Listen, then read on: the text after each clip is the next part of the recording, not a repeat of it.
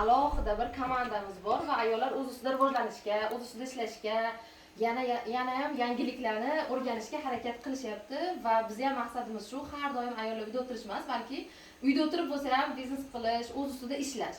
Chunki ayol ishlasa, ayol rivojlansa, har doim baxtli bo'ladi. Bizning maqsadimiz shu. Chunki o'zimiz ham doim ish bilan bandmiz, kimnidir g'iybat qilishga yoki kimnidir o'ylashga, kim nima qilyapti, ularni bilishga to'g'ri vaqtimiz yo'q. Даже qarindoshlarimiz qayerda o'qiydi, nima qiladi bilmaymiz.